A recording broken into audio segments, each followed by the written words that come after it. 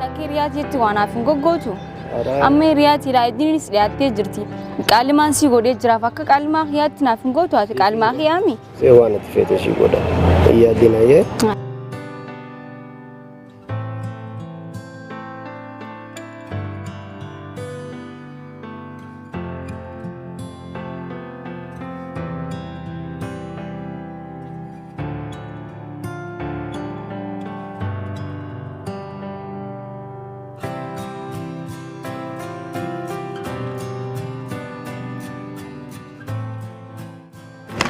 مني هنا مالي خن مالي بطل با مال انيو فرد دبر سنرة دبرتي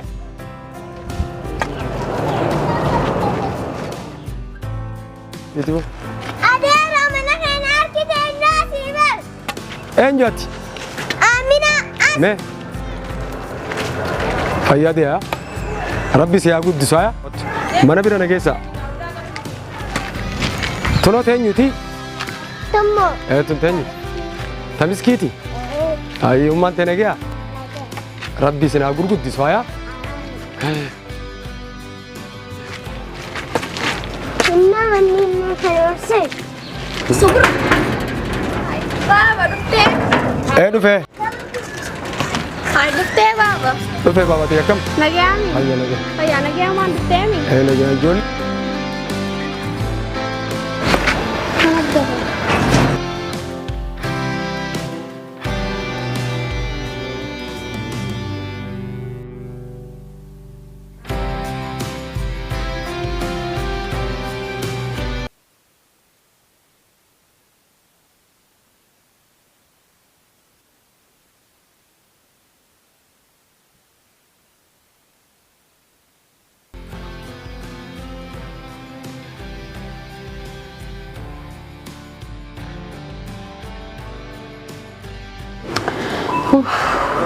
Khiyang kon tureka.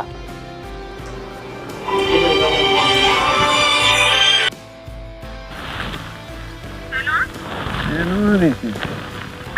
Mana ranjira? Dan saya sudah dapat buat tangan nanti. Saya masuk ke sana, hamil ni jadi naga. Rani sudah dah cuma dulu nanti. Saya rasa ada cerah. Ayah sini aja.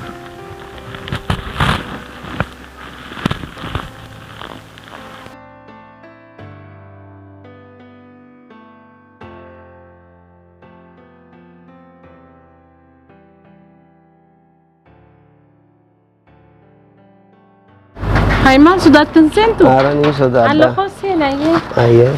Woy aja. Ya. Malu aja ini mah tak kenjora.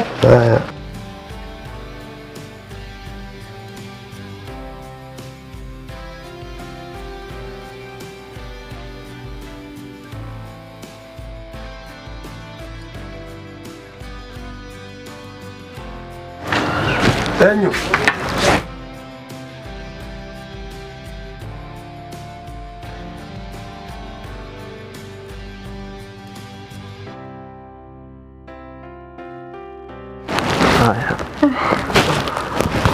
Nalagi kha. Balichiya. Ijamale gurisa khotte bikhabiya. Sudatti wakana dimnelle numa dakiya. Ayah. Ta ijaan darabbi gurra deebiseefinsa gurrisa waan xiqqoo hunda dhageya. Amma na wanni azala taa'uuf anuma dhaggeeffachuuf. Kottu matee. Amma mana riba seenne inni shaafaa jenna nu dhaggeeffata azala taa'uuf. Ayah. Shaafaa jenna. Ayah.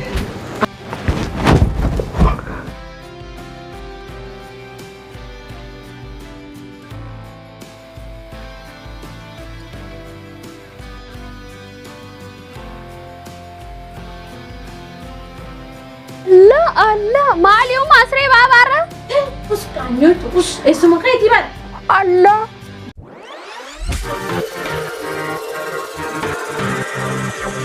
Itu kau seret engar aja. مي خامي خاكم Guru aja tuh umat ya aja jera. مي سكوت Asyik aku tiap nanti. مي نبي تانية Anim beku. مي أمات يا ميا Umma.